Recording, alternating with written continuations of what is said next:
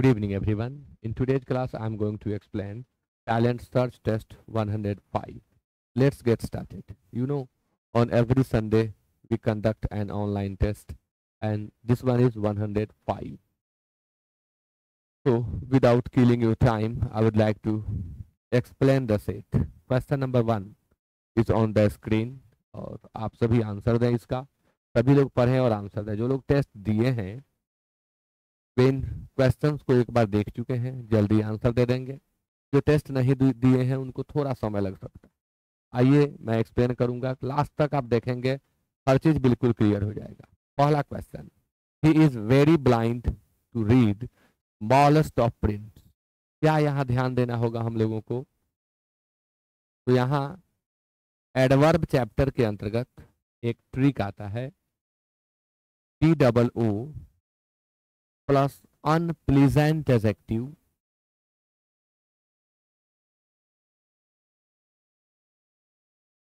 Plus 2. यानी जब भी TOO के बाद अनप्लीजेंट एडजेक्टिव आया हो तो उसके बाद PO ही आएगा, फिक्स्ड है. या अगर PO प्लस V1 दिया हुआ है, उसके पहले अनप्लीजेंट एडजेक्टिव दिया हुआ है, तो वेरी लगाना गलत होगा, सो लगाना गलत होगा, एनफ लगाना गलत होगा. कुछ भी इस तरह का दे करके क्वेश्चन दिया जाएगा. तो आप सीख लें क्या देना चाहिए. 2. He is too blind to read smallest of prints. वह इतना अंधा है कि बहुत महीन प्रिंट्स को नहीं पढ़ सकता है. तो आंसर ए होगा. ये ट्रिक मैंने कहा अनप्लीजेंट एडजेक्टिव. एडजेक्टिव दो तरह के होते हैं, एक जो आपको प्लीज करते हैं, एक जो आपको प्लीज नहीं करते हैं. आप ऐसे भी कह सकते हैं, एक जो गुड सेंस वाले हैं, दूसरे जो बैड सेंस वाले हैं. तो जो बैड सेंस वाले हैं उन्हीं के पहले TOO का यूज किया जाता है. अपने आप में TOO एडवर्ब ऑफ क्वांटिटी है. आंसर ए होगा. क्यों होगा आप समझ लिए हैं. क्वेश्चन नंबर 2 आपके सामने, आंसर देंगे आप लोग. Question number 2, what is worst? This distortion can not be corrected. Distortion distort verb का नाउन है जिसका अर्थ होता है विकृति, बिगड़ा हुआ स्वरूप, डिस्टॉर्शन कहलाता है. What is worst? This distortion can not be corrected by either contact lens और glasses. आप यहाँ दो ऑप्शन देख रहे हैं, एक कॉन्टैक्ट लेंस है और दूसरा ग्लासेस है. और यदि दो की चर्चा हो रही हो तो हम सेंटेंस में कॉम्परेटिव डिग्री का यूज करते हैं, सुपरलेटिव का नहीं. इसलिए व्हाट इज वर्स्ट के जगह पर व्हाट इज वर्स लिखना होगा. वर्स क्या है? तो 3 शब्द होते हैं, बैड, इविल एंड इल.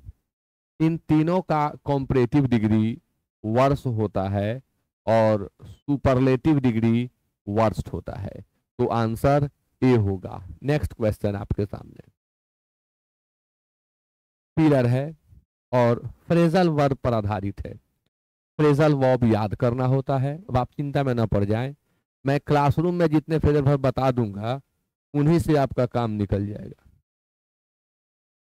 तो the young politician dash with his party and decided to contest the election as an independent candidate.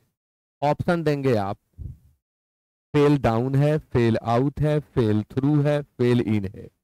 तो ये जो फेल डाउन है अपने आप में यह फॉल डाउन है. आप बेसिक फॉर्म याद करें हमेशा. फॉल डाउन का अर्थ होता है गिर जाना. फेल आउट को आप याद करेंगे फॉल आउट.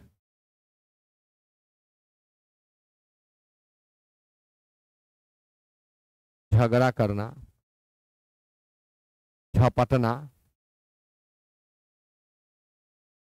किसी से झपट लेना, झगड़ा कर लेना, लड़ाई कर लेना, फॉल आउट होता है.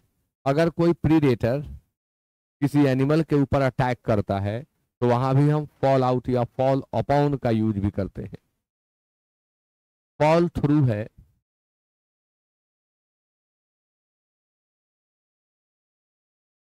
जिसका अर्थ होता है असफल होना।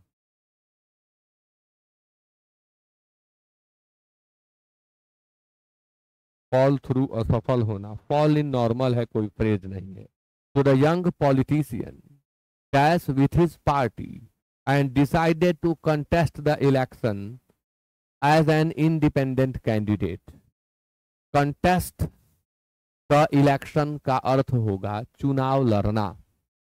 एज एन इंडिपेंडेंट कैंडिडेट यानी स्वतंत्र उम्मीदवार के रूप में। तो स्वतंत्र उम्मीदवार के रूप में चुनाव लड़ने का निर्णय लिया कौन? Young politician. क्यों? क्योंकि पार्टी के साथ उसकी झगड़ा हो गई, तो फॉल आउट होगा। यानी आंसर क्या होगा? बी। 3 का आंसर बी होगा। Question number 4, the opposition to remarriage of widows blue dash in due course of time. यहां भी आपको फ्रेजल वर्ब याद करना है। देखिए ब्लो, अगर हम ब्लो ऑफ लिखें तो इसका अर्थ होता है विस्फोट कराना, उड़ा देना। एक्सप्लोड कहेंगे इंग्लिश में। उड़ा देना, विस्फोट कराना, ब्लो ऑफ। ब्लो आउट है जिसका अर्थ होता है बुझा देना या बुझ जाना भी इसका अर्थ होता है। ट्रांजिटिव और इंट्रांजिटिव दोनों रूप में यूज होता है। ब्लो अप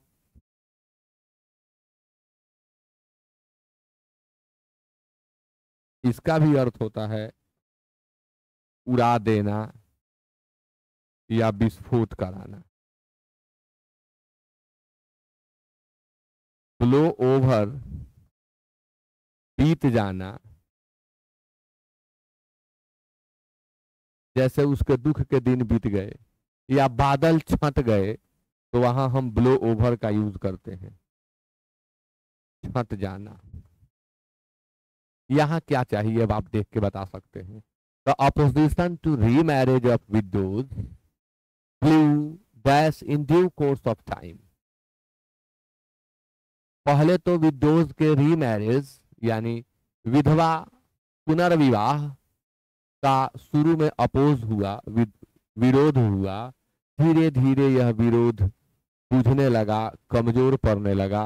तो इसमें से कमजोर पड़ना, बुझना के लिए अगर हम कुछ दे सकते हैं तो वह केवल बी है, इसलिए आंसर बी सेलेक्ट किया जाएगा। 5 to 7 में आपको बताना है सिमिलर इन मीनिंग, जिसे हम सिनोनिम कहते हैं। सिमिलर इन मीनिंग को हम क्या कहते हैं? सिनोनिम्स। शब्द है एम्बिशन, जिसका अर्थ होता है लक्ष्य। लक्ष्य। एम्बिशन के लिए 4 ऑप्शंस हैं। प्लान है, प्रोक्लेमेशन है, डिजायर है और डिसीजन है। एम्बिशन का दूसरा अर्थ आकांक्षा भी होता है, इच्छा भी होता है। प्लान का हिंदी अर्थ योजना। प्रोक्लेमेशन यानी घोषणा। ये सभी शब्द आप लोग नोट करके याद करेंगे। प्रोक्लेमेशन के लिए आप दूसरा वर्ड भी याद कर सकते हैं, अनाउंसमेंट और डिक्लेरेशन। अनाउंसमेंट और डिक्लेरेशन। डिजायर इच्छा या आकांक्षा और डिसीजन निर्णय। तो हम एम्बिशन के लिए इसमें से क्या सेलेक्ट करेंगे? तो निश्चित तौर पर हम डिजायर सेलेक्ट करेंगे, इसलिए आंसर हो जाएगा सी। आगे बढ़ते हुए क्वेश्चन नंबर 6 आपके सामने। वर्ड है वल्गर। वल्गर के लिए ऑप्शंस हैं एंथुसियास्टिक, वाइल्ड, कोवर्स और नॉइजी। तो वल्गर का क्या होगा सिनोनिम? वल्गर शब्द का हिंदी अर्थ होता है अश्लील। अश्लील। एंथुसियास्टिक यानी उत्साही, जिसमें किसी चीज को करने का उत्साह हो, यह एंथुसियाज्म से बना हुआ है। एंथ्यूज वर्ब है, एंथ्यूज से नाउन बनाते हैं तो एंथ्यूजियाज्म हो जाता है, एडजेक्टिव बनाते हैं तो एंथ्यूजियास्टिक हो जाता है। वाइल्ड मीन्स जंगली, कोअर्स भद्दा, कोअर्स मोटा, कोअर्स का अर्थ अश्लील। अब जैसे वल्गर मीन्स अश्लील, कोअर्स मीन्स अश्लील, इनडिसेंट मीन्स भी अश्लील होता है, अश्लील। नोइजी मीन्स शोरगुल करने वाला। नोइजी चिल्ड्रेन, वे बच्चे जो काफी हल्ला करते हैं। तो नोइजी के बदले आप ऑब्स्ट्रेफेरस का यूज कर सकते हैं।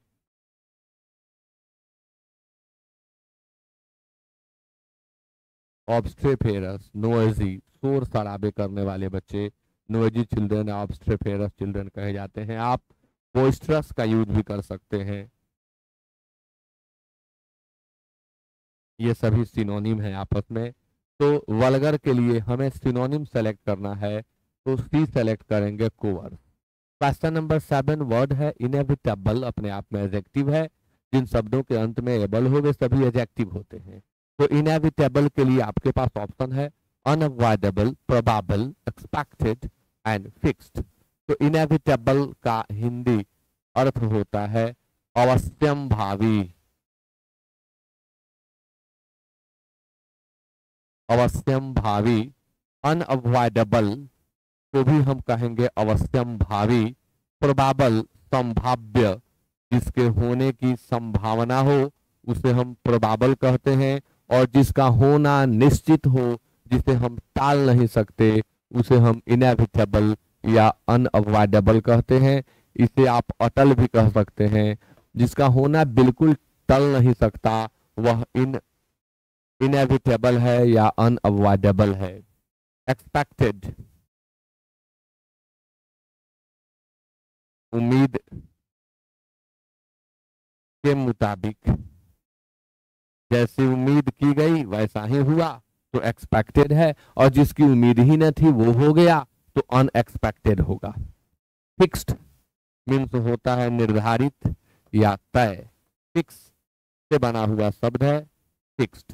तो 7 का आंसर ए होगा। क्वेश्चन नंबर 8 आपके सामने। 8, 9 और 10 में आपको बताना है अपोजिट वर्ड, यानी आपको एंटोनिम बताना है 8 में, 9 में और 10 में।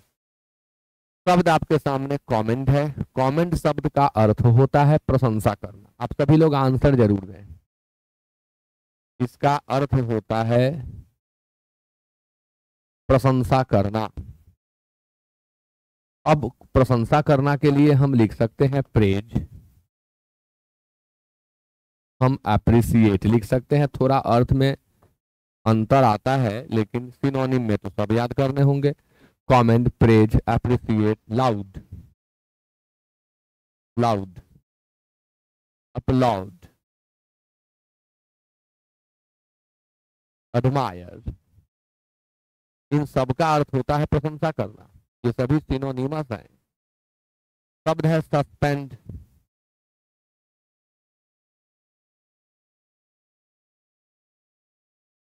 निलंबित करना, एडमोनिश, फटकार लगाना या वार्न करना, चेताना। हैट्रेड वर्ब है ही नहीं, एब्स्ट्रैक्ट नाउन है, घृणा। इसका सिनोनिम कॉन्टेम्प्ट होता है। हैट्रेड का सिनोनिम कॉन्टेम्प्ट होता है। डिसलाइक, नापसंद करना। तो आंसर क्या होगा कमेंट का? डिसलाइक होगा, क्योंकि दूसरा कुछ होने वाला नहीं है। क्वेश्चन नंबर 9, स्कॉल्ड का आपको बताना है एंटोनिम। स्कॉल्ड के लिए 4 ऑप्शन है। इनैमर है, रिब्यूक है, क्रिटिसाइज है और प्रेज है। तो स्कॉल्ड का अर्थ होता है डांटना। अब डांटने के लिए और क्या वर्ड है? तो रिब्यूक का अर्थ होता है डांटना। रिब्यूक मीन्स डांटना, इज कॉल्ड डांटना। रिप्रिमांड, रिप्रिमांड का अर्थ होता है डांटना। रिब्यूक मीन्स डांटना, कॉल्ड मीन्स डांटना, चाइड मीन्स डांटना। डांटना के लिए अब फ्रेज में आएंगे तो टेक टू टास्क, फटकार लगाना, खबर लेना, टेक टू टास्क। इनामर, प्रेमासक्त होना, किसी से आसक्ति हो जाना, प्रेमासक्त होना। एनामर्ड विथ यूज होता है प्रेपोजिशन। रिब्यूक यहां दिया हुआ है डांटना। क्रिटिसाइज, निंदा करना, क्रिटिसाइज निंदा करना।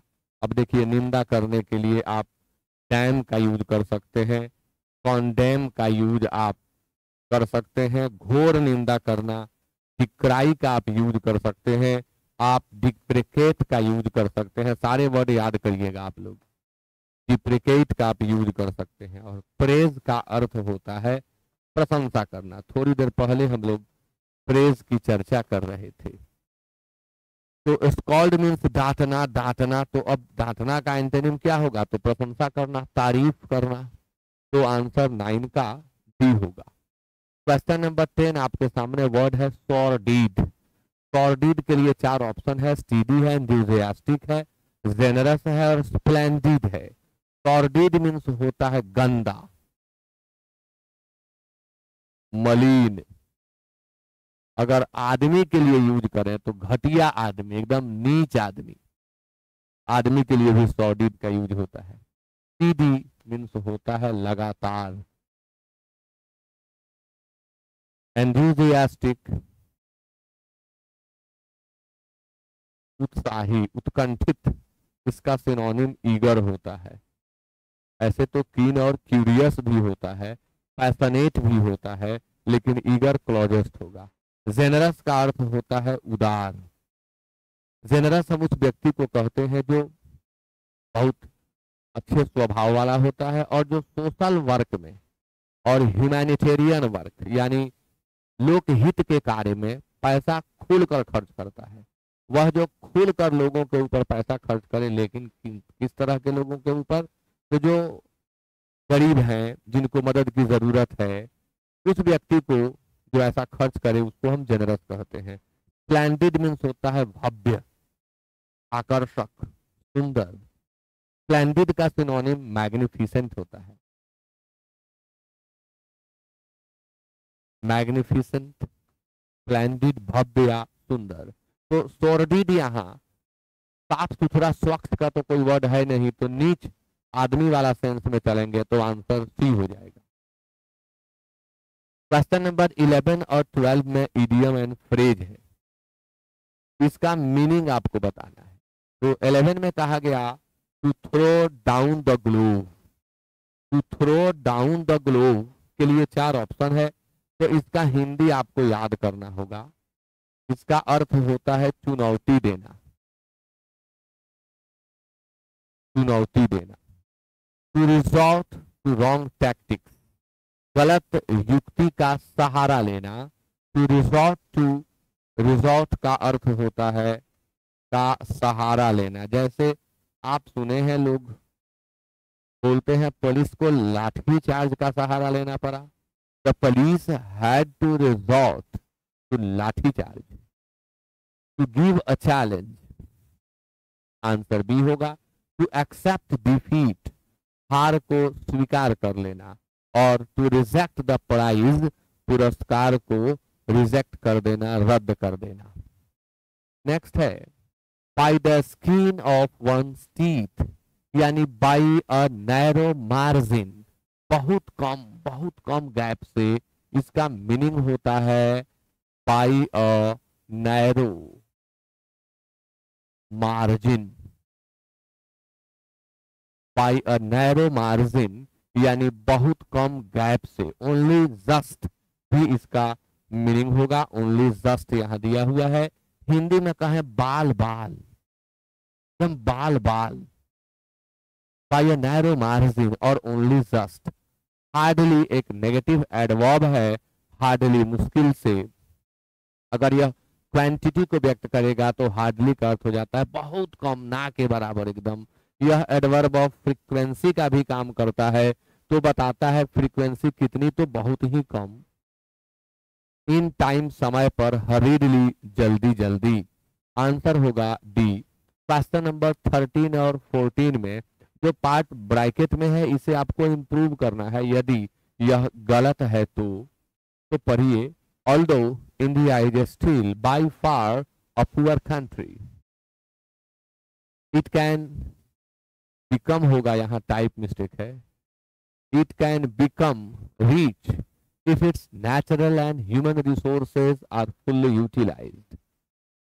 यद्यपि भारत अभी भी मिला जुला कर एक गरीब देश है, यह अमीर बन सकता है यदि इसके प्राकृतिक और मानवीय संसाधनों का संपूर्ण इस्तेमाल कर लिया जाता है। तो although India is still by far, Gandhi ji was by far the best leader of India. अब बाई फार के बाद तो सुपरलेटिव डिग्री का यूज होता है, यहाँ सुधारना नहीं है, केवल इस ब्रैकेट को सुधारना है, यानी यह गलत है। तो मिला जुलाकर का अर्थ निकल रहा है, तो बाई एंड लार्ज का अर्थ होता है मिला जुलाकर, लगभग लगभग। इसलिए आंसर हम 13 का सी सेलेक्ट करेंगे। क्वेश्चन नंबर 14 आपके सामने। I have already read this book twice। मैं पहले ही इस किताब को 2 बार पढ़ चुका हूँ। ऑलरेडी और अर्लियर से संबंधित एक जानकारी आपके साथ साझा करूं। ऑलरेडी मीन्स पहले ही, अर्लियर मीन्स पहले ही। इन दोनों का प्रयोग प्रेजेंट परफेक्ट और पास्ट परफेक्ट दोनों टेंस में किया जाता है। कई बार लोग पोजीशन का ध्यान नहीं रखते हैं, यानी सेंटेंस में कहीं भी रख देते हैं, लेकिन अकॉर्डिंग टू रूल हमें ध्यान रखना चाहिए ऑलरेडी का यूज हैज, हैव या हैड के ठीक बाद में करें, और अर्लियर का सेंटेंस के लास्ट में। यही ग्रामर हमें सिखाता है। तो I have already read this book twice, sentence बिल्कुल सही है। मैं पहले ही इस किताब को 2 बार पढ़ चुका हूं, कोई ग्रामेटिकल एरर नहीं, सेंटेंस बिल्कुल सही। इसलिए हम आंसर सेलेक्ट करेंगे डी। क्वेश्चन नंबर 15 और 15 और 16 में वन वर्ड सब्स्टिट्यूशन, एक एक्सप्रेशन दिया गया है, इसको आप एक वर्ड में व्यक्त कर दें। क्या है यह? Remedy to counteract the effects of poison. Poison के इफेक्ट को खत्म कर देने के उपचार को क्या कहते हैं? तो शब्द है एंटीबॉडी। आप कोरोना के बाद सुन रहे थे एंटीबॉडी बन गया है, अब कोई दिक्कत नहीं है, एंटीबॉडी बनने लगा है लोगों में। एंटीडॉट कहते हैं। क्या कहते हैं? एंटीडॉट। हिंदी में इसे विषहर कहा जाता है, विषहर, एंटीडॉट। एंटीसेप्टिक भी आप जानते हैं, एंटीबायोटिक। आजकल तो एंटीबायोटिक चर्चा पर ही है एकदम। 15 का आंसर बी होगा। Question number 16, a person as a source of intellectual light और मोरल इंस्पिरेशन, वह व्यक्ति जो नैतिक प्रेरणा का स्रोत हो, बौद्धिक प्रेरणा का स्रोत हो, उस व्यक्ति को क्या कहते हैं? शब्द है लूनेट। ये लूनेट क्या है? तो अर्ध चंद्राकार आकृति, कोई भी आकृति जो अर्ध चंद्र की तरह दिखाई पड़े उसे हम लूनेट कहते हैं। ये है वर्ड ल्यूमिनिया। इसका अर्थ होता है एन इलेक्ट्रिक लाइट। यह एक इलेक्ट्रिक लाइट है। ल्यूमिनरी यानी विद्वान व्यक्ति।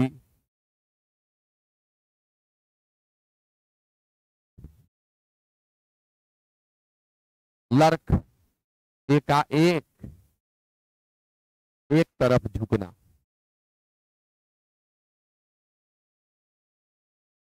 एकाएक एक तरफ झुकना, लर्क। तो लुमिनरी होगा। लुमिनरी हम उस व्यक्ति को कहते हैं जिनसे आप प्रेरणा लें, इंटेलेक्चुअल और मोरल दोनों तरह का। तो आंसर 16 का सी होगा। क्वेश्चन नंबर 17 आपके सामने। 17 में कहा गया कि एक वर्ड ही सही है, बाकी 3 गलत हैं। अब यहाँ एक ही शब्द को 4 अलग अलग तरीके से लिख दिया गया है, जिसमें करेक्ट एक ही है। आप चूज करें किसका स्पेलिंग सही है।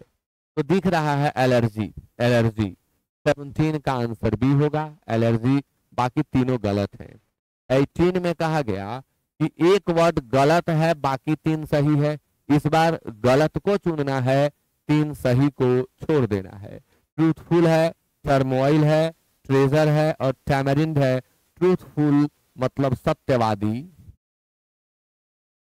ट्रूथफुल यानी सत्यवादी, टर्मोइल यानी हलचल, उपद्रव, उथल पुथल।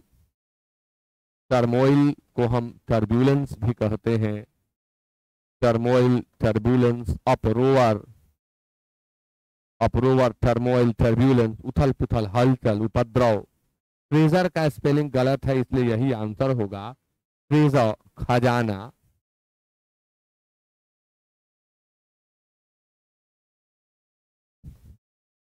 खजाना और टैमरिंड इमली। 19 और 20 में एक सेंटेंस को ब्रेक कर दिया गया है, जम्बुल कर दिया गया है। आप इसे अरेंज करें। प्लान टू एक्सप्लोर, इससे शुरू तो आप नहीं करेंगे। नॉर्मली इस तरह के वाक्य आप सब्जेक्ट से शुरू करें, तो न पी से, न आर से, न एस से शुरू करना होगा। It is easier for man, तो it is easier for man, it is easy के बाद 2+V1 का यूज करते हैं। उसी तरह से इट इज इजियर के बाद भी 2+V1 का यूज करेंगे। तो it is easier for man to venture into space, यानी क्यू के बाद आर होगा। क्यू के बाद आर यहाँ 2 जगह दिया हुआ है, ये 2 ऑप्शन ऐसे ही गायब हो गए। It is easier for man to venture into space. अब इजियर की तुलना कहीं कर रहे हैं तो देन लाइए, then to explore beneath their feet, यही क्रम बन रहा है, यानी Q R P S answer होगा।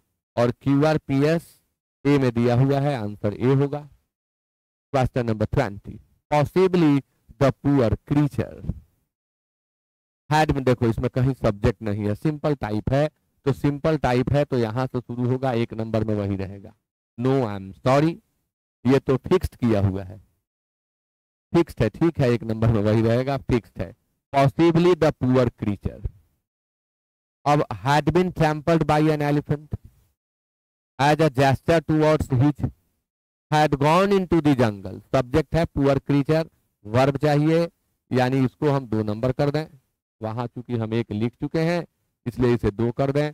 Had gone into the, R से शुरू करेंगे, had gone into the jungle one day. अब एस सूट करेगा नहीं तो हम ये रख लें, as a gesture towards his bloodthirsty companions and had been trampled by।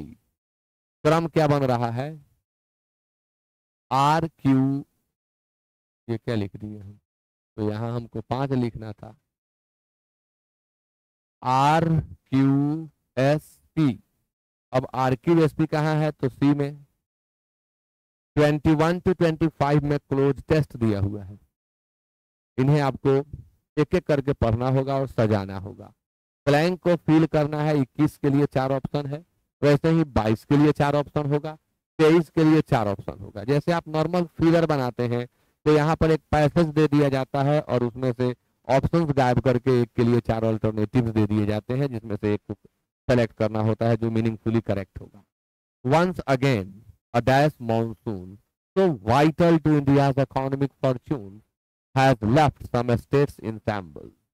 एक बार पुनः मॉनसून जो भारत की अर्थव्यवस्था के लिए, भारतीय संपदा के लिए काफी महत्वपूर्ण होता है, वाइटल होता है, यानी इंपॉर्टेंट होता है, क्रूशियल होता है, पिवोटल होता है, की रोल में रहता है, लेकिन इसने पुनः कुछ गांवों को कसाई खाने में बदल दिया। सैम्बोल्स मतलब होता है कसाई खाना, यानी तबाही मचा करके चला गया। तो वंस अगेन कैसा होगा कि तबाही मचा दिया होगा, rapid monsoon, huge monsoon, thunder, vigorous होगा। ताकत को व्यक्त करने के लिए यहाँ शब्द है विगरस। तो रैपिड मतलब होता है फास्ट, तेज। ह्यूज मीन्स होता है इनॉर्मस, इनॉर्मस, गिगैंटिक। थंडर मीन्स होता है गरजना। ये तो वर्ब है, चाहिए एडजेक्टिव, तो विगरस होगा। विगरस मीन्स होता है पावरफुल, विगरस यानी पावरफुल, हैविंग विगर। तो वही पावरफुल मॉनसून था तब तो उत्पात मचा के गया, इसलिए आंसर 21 का डी सेलेक्ट किया जाए। 22, from Assam to Karnataka heavy rainfall in a dash has created paralyzing floods that have taken a dash, wiped out crops and destroyed hard earned, यहाँ earned होगा ना, hard earned, assets नहीं assets, टाइप मिस्टेक है, assets होगा। मुश्किल से कमाए हुए धन को बर्बाद कर दिया। हेवी रेनफॉल, मुश्किल से कमाई हुई जो संपत्ति लोगों के पास थी उसको बर्बाद कर दिया। तो from Assam to Karnataka heavy rainfall in a dash, in a short span of time, in a जब लगा है ना तो आंसर यही होगा। In a very short span of time, यानी बहुत कम समय में इतनी जबरदस्त बारिश हुई कि लोगों को अपनी सुरक्षित जगह पर जाने का मौका नहीं मिला, या जो धन वो हार्ड अर्न किए थे उसे वो सेव नहीं कर पाए, बहुत जल्दी ये सब कुछ हो गया। इसलिए शॉर्ट स्पैन ऑफ टाइम होगा, 22 का आंसर ए होगा। 23, हैव टेकन ए, तो टेक ए टॉल होता है,